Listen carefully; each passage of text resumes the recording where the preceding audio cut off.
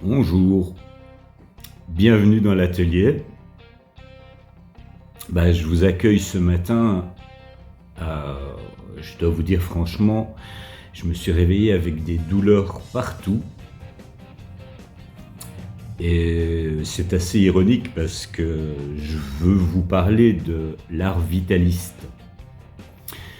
Donc un art brut, viscéral, l'énergie de la vie.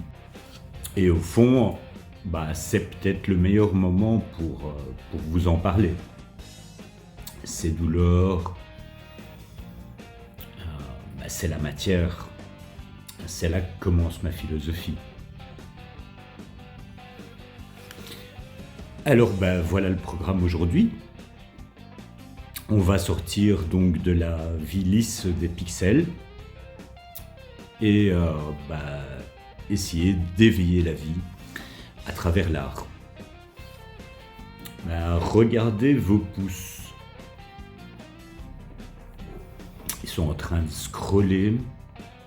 Ils passent sur une matière lisse, parfaite,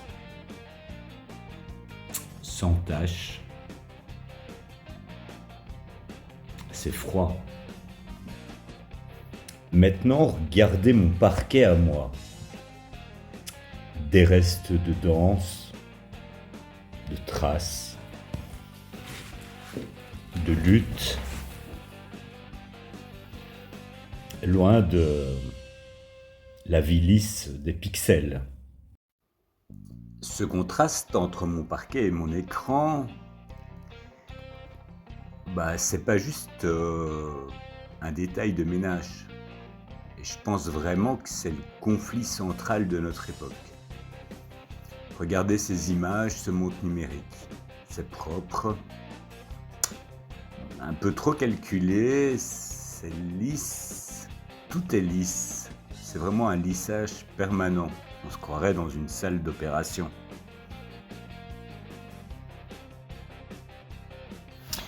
Et pour Nietzsche, oui, parlons un petit peu de Nietzsche.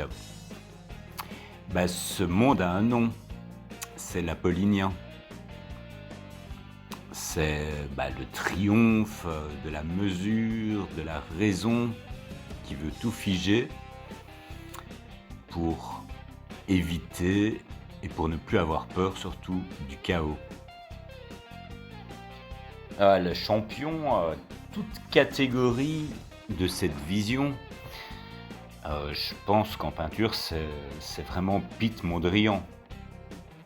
Il a poussé vraiment la grille, la mesure à son paroxysme. Il n'y a plus de courbes, plus d'organique, juste des lignes droites.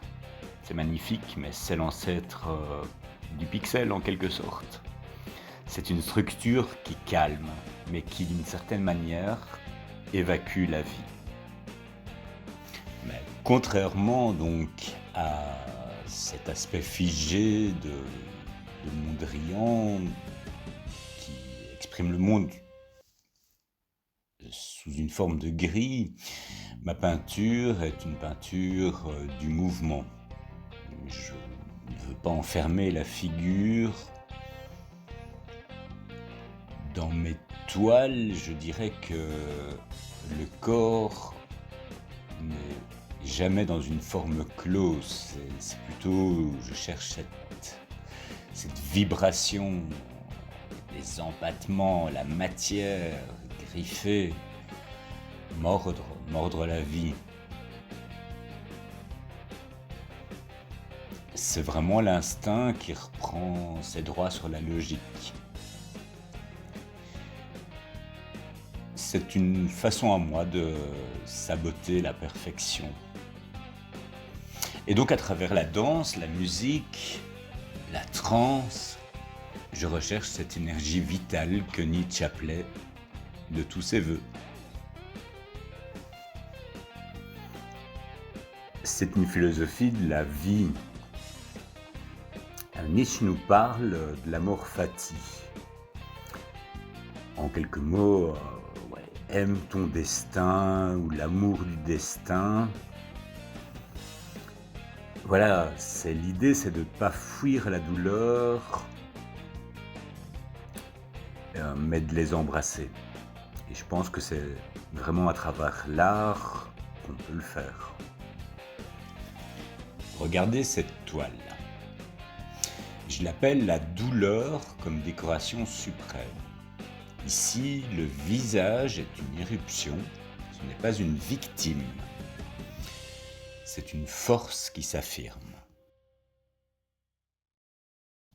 Approchons-nous un peu plus de cette toile. Qu'est-ce que vous ressentez?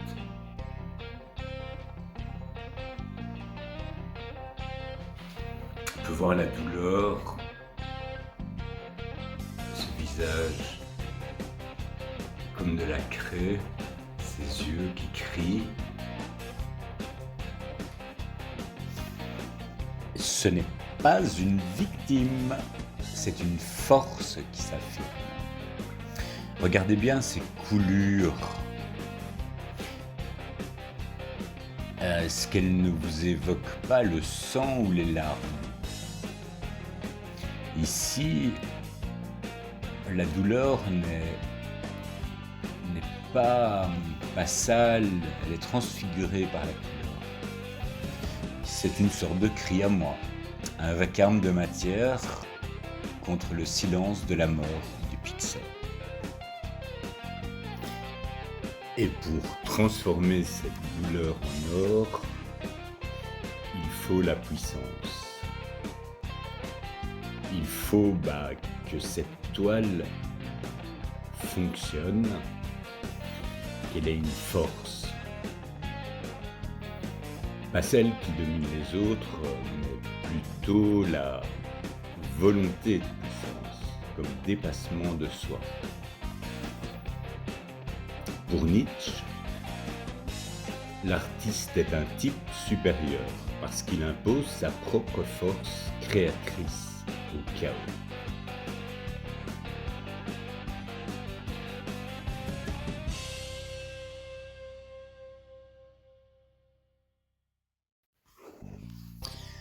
Regardez cet humain.